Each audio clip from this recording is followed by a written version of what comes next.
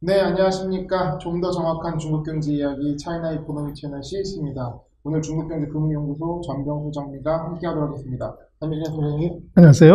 네, 저희가 신년 기획으로 미중 전쟁 대예측을 하고 있는데요. 오늘은 이제 5번째 시간입니다. 지금 바이든 행정부가 출범을 했고요. 그럼 과연 바이든 시대에 미중 전쟁은 어떻게 전개될 건지 말씀 부탁드리겠습니다.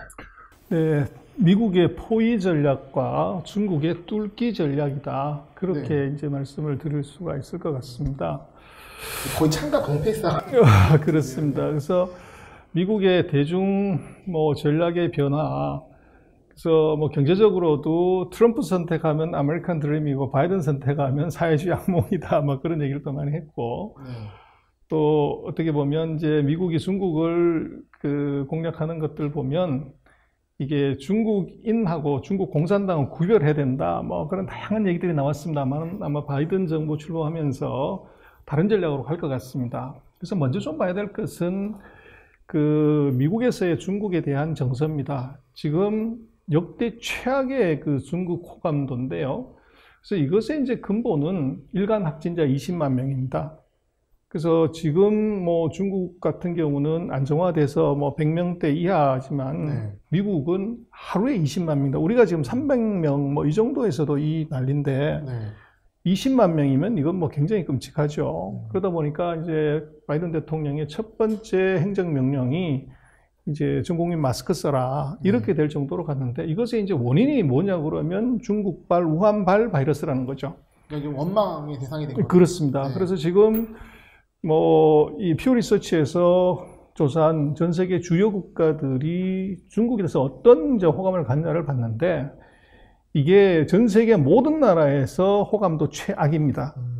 근데 누가 가장 이제 비호감이냐 그러면 일본이 가장 미워하고 그다음 프랑스, 한국, 호주, 영국, 미국. 그래서 미국이 최악의 역사적으로 낮은 호감도지만 이 국가별로 보면 한 6위 정도 합니다. 그래서 지금 중국은 전 세계에 다 왕따다. 네. 이제 그렇게 볼 수가 있고요.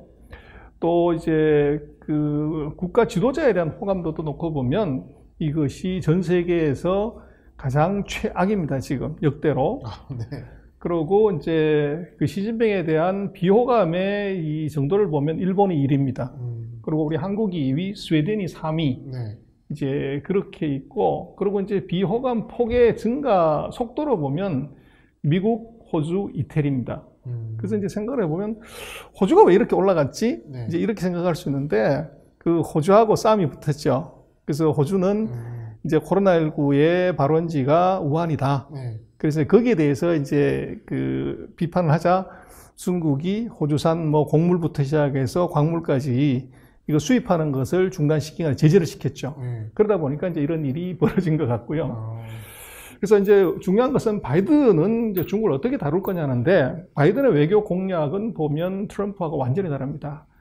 이게 다자주의라는 거죠. 그래서 네. 다자주의는 결국은 동맹을 얘기하는데 바이든의 외교 정책을 보면 공약을 보면 몇 가지가 있습니다만 제일 하단 이 중국 및 기타 국가의 잠재적인 도전에 대처하기 위해 규칙과 민주주의를 강조하는 민주국가 동맹을 결성한다.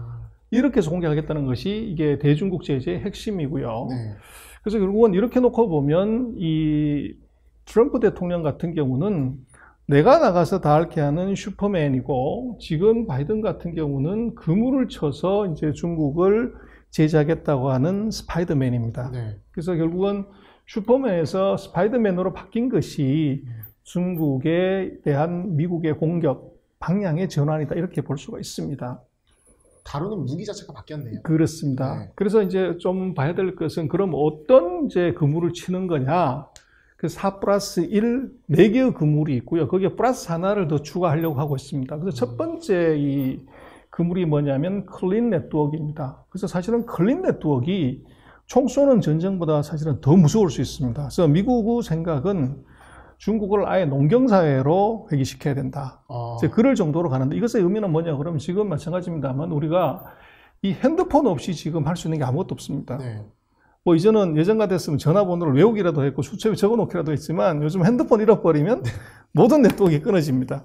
일을 못하죠. 그렇습니다. 그렇듯이 이제 이 방안이 뭐냐 그러면 맨 먼저 통신 장비, 이 ZTE하고 하웨이 5G 장비를 제재를 했고, 그 다음에 두 번째는 이 장비를 못 만들게 반도체를 제재를 했고요. 그리고 세 번째가 이제 얼마 전에 나타난 현상입니다만은 틱톡이라든지 웨이신 같은 플랫폼 기업을 제재를 들어간 거죠. 그래서 여기에 이제 중국과 놀지 마라 이거고, 앞으로는 아마 더 세게 나가려고 하면 OS, 이 기기에 이게 표준을 갖다가 이제 제재를 들어가면, 예를 들면 안드로이드, 네. 이거 쓰지 마라. 이렇게 되면 이제 문제가 나고, 그보다 더 심각한 것은 금융 네트워크. 그래서 스위프트망, 전 세계 달러 결제망에서 중국을 뺀다. 뭐 이렇게 되면은 뭐 중국은 완전히 이제 고립무원이 될 수가 있는 거죠. 그래서 이게 바로 클린 네트워크입니다. 네트워크 안에 클린하게 하는데 거기에 중국은 못 들어온다. 두 번째가 이제 아시아 지역에 블로킹을 하는 것이 바로 EPN, 경제 블록입니다. 네. 그 Economic Prosperity Network인데요.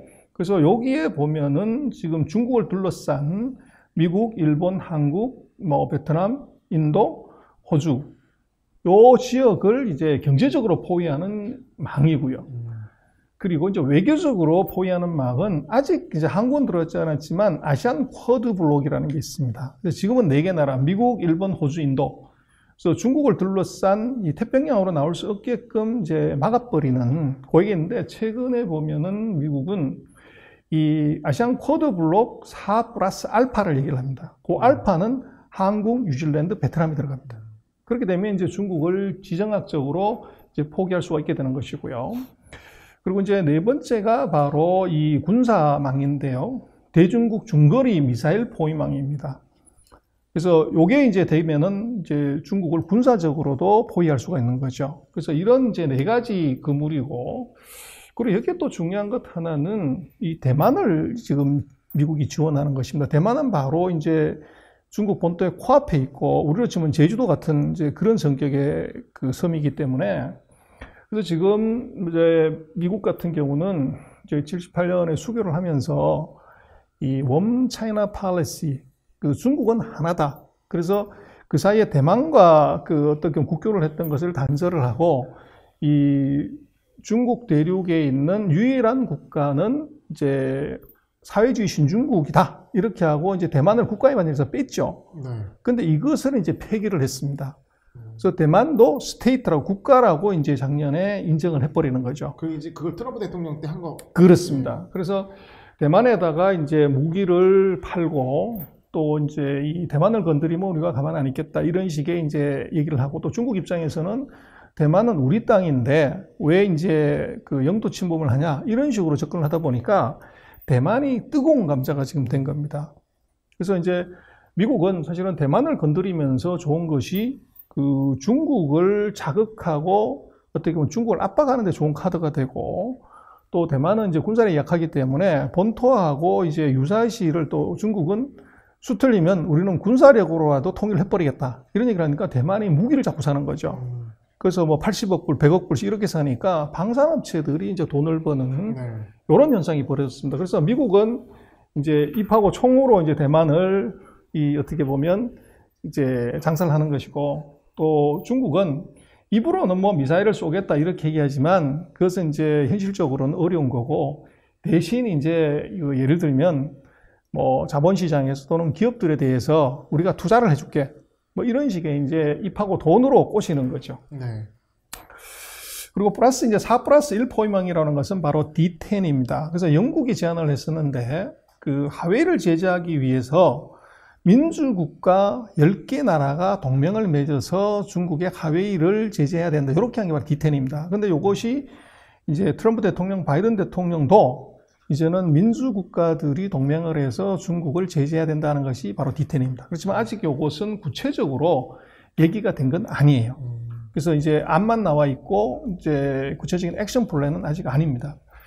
그래서 뭐 중요한 것은 그 사이 뭐 다른 영상에서 몇 차례 말씀을 드렸지만, 중국을 공략하는 이 미국의 이번 새로운 내각이 굉장히 중요합니다. 그래서 이 새로운 내각의 이 부통령, 또 국무장관, 재무부 장관, 상무장관, USTR, 국가안보국장, 뭐 이런 이제 사람들이 다가 그 어떻게 보면 중국에 대해서 굉장히 이제 강경한 태도를 지금 보이고 있고, 아주 특징적인 건 하나는 트럼프 대통령 때하고 이번에 바이든 대통령하고 다른 것이 한 사람의 이 지위를 더 추가를 했습니다. NSC의 아시안 차르라고 하는 것을 만들어요. 그래서 이것은 이 중국만 전담해서 중국을 집중적으로 공략하는 이제 국가안전보장회의의 이제 특정한 직책을 하나 만든 거죠. 그래서 이것은 이제 중국을 결코 가만두지 않겠다고 하는 얘기고, 그래서 거기에 이제 커트 캠벨이라고 하는 이 전문가를 앉혔는데, 이제 이 사람은 바로 오바마 대통령 때 피벗 투 아시아로의 회귀를 이것을 주장했고, 거기에 이제 정책의 아이디어를 냈던 사람입니다. 그러니까 이 아시아의 전문가이자 어떻게 보면 미국이 어떤 경우에도 아시아를 포기하면 안 된다고 하는 이제 초강경론의 이제 대표 주자를 중국만 전담으로 마킹하게 넣었다는 거죠. 그래서 이제 중국이 결코 지금 이 안심할 수 없는 일이고, 바로 이제 사진에 나오는 이 사람이 그 캠벨입니다. 네. 그래서 지금 이제 아시아 국가안전보장회의에서 아시아 업무 총괄인데 실제적으로는 중국을 집중 막하는 겁니다. 그래서 처음에는 그 바이든 정부가 출범하기 전에는 차이나 차르다, 이런 자리를 하나 만들어야 되겠다고 했는데, 그게 너무 이제 대국의 체면에 안 맞다고 그래서 조금 넓혀서 아시아까지를 커버하는 걸로 얘기를 한 거지만, 실제적으로는 이것은 이제 철저하게 중국을 커버하는 것이고, 이것이 어떻게 보면 대중국 전략을 집중화를 할 수 있는 거라고 볼 수 있습니다. 그러니까 이제 미국 입장에서 미국의 어떤 대아시아 전략, 대중국 전략의 아이디어가 있는 사람에게 힘을 준 거네요. 그렇습니다. 그래서 트럼프 대통령 때는 예를 들면 산탄총을 쐈다고 그러면, 공중에 누가 맞을지 모르지만 쐈다고 그러면, 이번은 정확하게 이게 미사일을 쏘는 거죠. 네. 집중해서 딱 맞히는 거. 그래서 이게 지금 인망의 차이고, 그래서 지금 이제 우리가 관심 갖는 것은, 그러면 중국은 뭘 하고 있냐 하는 것이 중요한데, 바로 미국의 포위망 뚫기를 시도하고 있습니다. 그래서 이제 대표적인 것이 바로 이 그림에서 나옵니다만은, 그 바이든 대통령의 대서양 동맹 강화하는 것에 구멍을 지금 내고 있습니다. 지금 이게 대서양 앞바다에 회오리 바람이 지금 밀고 있죠. 네. 그래서 이게 바로 이제 중국과 유럽이 얼마 전에 CAI 이제 투자 협정을 맺었습니다. 그래서 요게 이제 다른 점인데, 그래서 투자 협정을 왜 바이든 정부가 출범하기 바로 직전에 하냐는 문제인데, 결국은 요것은 중국의 미국 포위망 뚫기입니다. 그래서 미국하고 이제 일본 주요 민주국가들이 중국을 공략할 수 있는 방법이 요런 이제 툴이 있습니다. 네. 근데 지금 중국의 전략은 두 가지인 것이, 이제 유럽에서는 이 CAI를 통해서 요걸 이제 통해서 분열을 시키고, 아시아에서는 RCEP을 얼마 전에 이제 통과를 시켰습니다. 네. 아시아에서는 RCEP, 유럽에서는 CAI. 근데 요게 아주 절묘한 것이, 유럽의 어떻게 보면 미국의 지도자의 교체에 따른 그 공백기를 절묘하게 이용한 거죠. 그래서 왜 유럽은 바이든이 출범을 곧 하려고 하는데, 중국과 바이든은 동맹이 같이 협력해서 중국을 지금 공격하자고 하는데 이걸 사인을 했냐 이거죠. 그래서 그것의 이유는 이제 두 가지인 것이, 결국은 경제 문제입니다. 그래서 유럽이 영국이 브렉시트로 독립해 나가면서 영국 입장에서는 이제 경제적인 어떻게 보면 지원이나 성장을 할 베이스가 필요한데, 이 브렉시트에서 유럽 싫다고 나간 영국에게 지금 유럽 대륙이 도와줄 리가 없죠. 그래서 영국 입장에서는 새로운 시장이나 새로운 경제적인 파트너로 이것은 중국이 필요했고, 또 유럽 같은 경우는 지금 미국과 디지털 세 전쟁을 하고 있습니다. 그래서 그것 때문에 지금 미국하고 뭐 이제 무역 전쟁까지 벌어지는 판인데, 요 사이를 절묘하게 지금 중국이 치고 들어간 거죠. 네. 미국과 중국이 서로 이제 어떻게 보면 갈등 관계에 있는 것, 그리고 또 유럽도 지금 코로나가 2차, 3차 확산이 되면서 경제가 굉장히 어렵습니다. 그리고 미국도 어렵기 때문에 미국이 유럽을 도와주기 어려우니까 지금 중국 시장으로 자연스럽게 눈이 돌아간 거죠. 그나마 여유가 있는 게 중국이 있는 상황이죠. 그렇습니다. 그래서 뭐 피는 물보다 진하다고 하는데, 뭐 미국하고 유럽, 예를 들면 영국 같은 경우는 미국의 외갓집이죠. 메이플라워를 타고 온 이제 사람들이 미국의 어떻게 보면 국가 건설의 원조였기 때문에. 반개 혈족 같은. 그렇죠. 그런데 이게 문제가, 이 피는 물보다 진한데 이게 피보다 진한 게 있습니다. 바로 돈은 네. 피보다도 더 진합니다. 이해관계에 걸리면 이제 외갓집도 버리는 거죠. 네. 그래서 이게 이제 냉정한 국제관계고, 그리고 지금 알셉 같은 경우는 미국이 이제 정권 교체기에 들어가는 요때를 딱 노려서 바로 이제 알셉을 타결을 했습니다. 그래서 뭐 지금 미국이 D10을 가지고서 이제 공격을 하겠다고 얘기를 하는데, 요것도 이제 그 여러 가지 이제 생각을 하고 있고, 어쨌거나 하여간에 지금 CAI의 타결은 바이든의 대서양 동맹 물먹이기다. 그래서 요게 이제 중요하고요.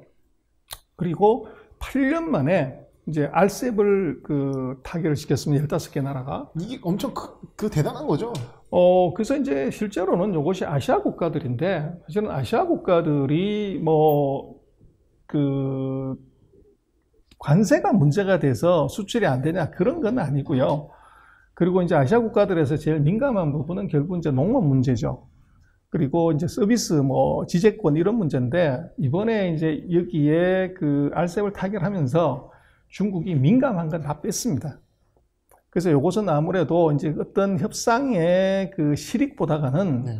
미국이 동맹을 연결하기 전에 먼저 동맹을 만들자. 미국을 제외한 우리만의 판을 빨리 짜는 게 그렇죠. 중요하기 때문에. 그게 지금 답이라고 볼 수가 있고요. 약간 양보할 건 양보해주고 빨리빨리 만드는 그렇습니다. 그런 그림이 그래서 나오네요. 편가르기죠. 그래서 구멍을 먼저 뚫어놓자는 것이고, 그래서 지금 알셉 같은 경우는 장기적으로 FTA, AP, 아시아의 FTA 전체로 가는 요 그림으로 이제 마이그레이션을 사실 하고 싶은 겁니다.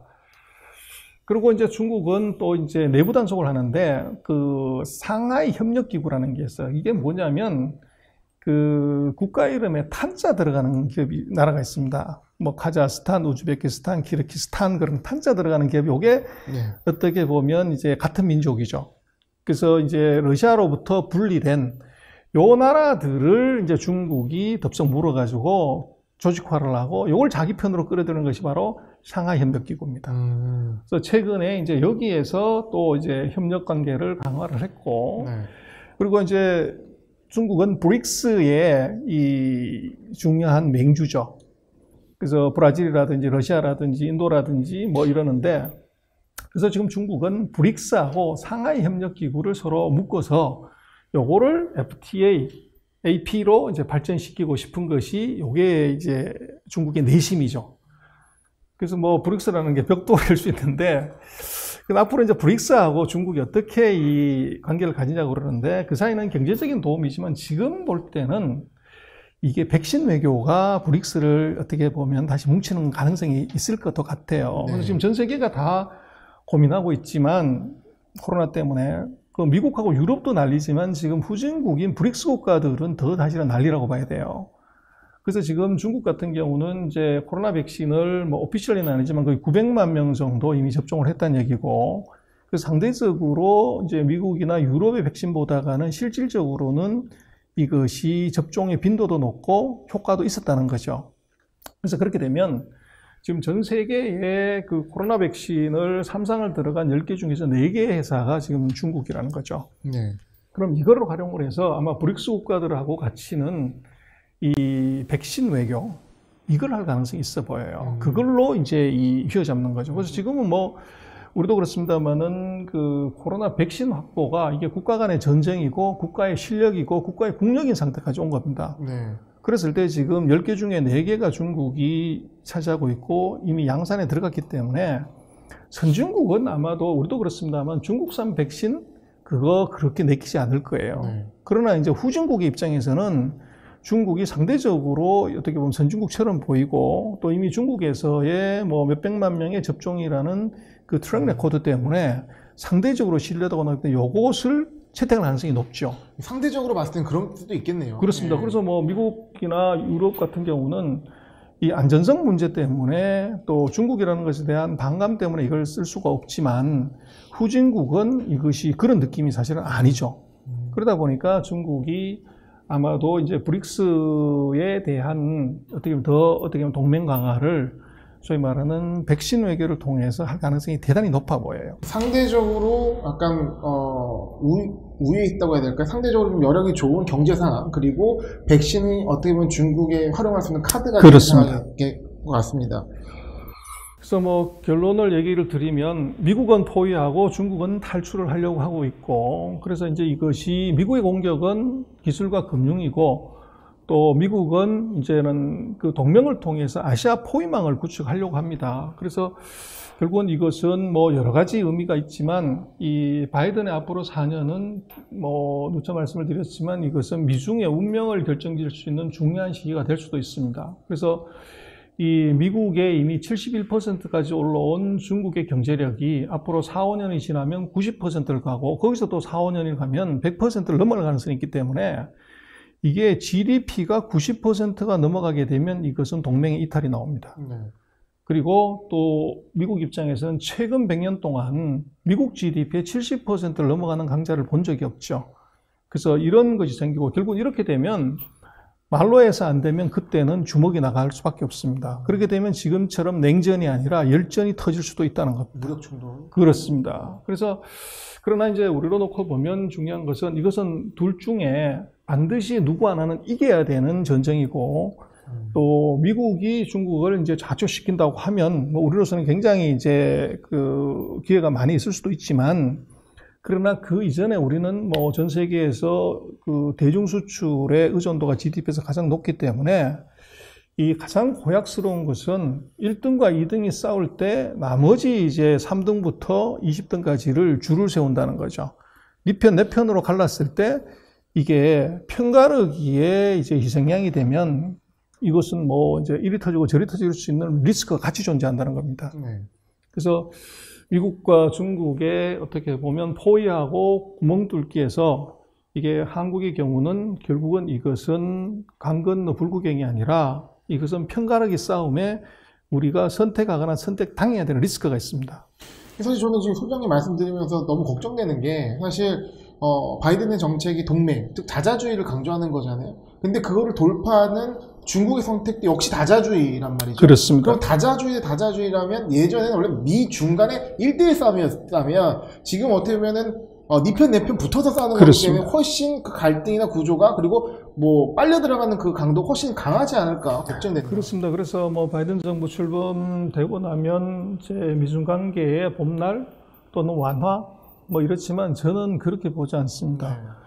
뭐 지난 동영상에도 그런 말씀을 드렸지만, 어쩔 수 없는 이제 내부 사정에 의해서 미국은 한 6개월 정도 중국과 허니문 시간을 가질 수밖에 없는 상황이지만, 그러나 그 사이에도 말은 굉장히 험악하게 할 것 같아요. 그러나 내부 여력이 없기 때문에 액션 안 하는, 소위 말하는 나토, 노 액션, 토킹 온리로 이제 가겠지만, 하반기가 돼서 이게 갖춰지는 순간에는 이것은 치열하게, 그리고 피 터지게, 트럼프 때보다도 월등히 이것은 심각한 이제 공격, 그리고 거기다 강한 이제 반응이 나올 수밖에 없는 것이 미중 관계라고 봐야 되고, 그래서 저는 미중 관계에 대해서 바이든 정부에 대해서 낙관적인 견해를 갖는 것은 좀 리스키하다. 특히 이제 투자를 하는 쪽, 그리고 한국처럼 양쪽을 같이 봐야 되는 입장에서는 가장 최악의 경우를 상정을 하고, 여기에 이제 최악의 상황이 왔을 때 우리가 어떤 액션을 해야 되는 것인가, 이걸 염두에 두고서 우리가 생각하고 정책을 짜고, 또 예를 들면 투자를 하는 것이 이게 좋다고 생각을 합니다. 네, 저희가 미중전쟁 대예측 시리즈를 진행하고 있는데요. 이 회를 거듭할수록 좀 더 고민이 많아지는 것 같습니다. 좀 더 냉정하게 정신 바짝 차리고 우리가 이 상황을 지켜봐야 될 것 같습니다. 선생님, 오늘 말씀 감사합니다. 네, 고맙습니다.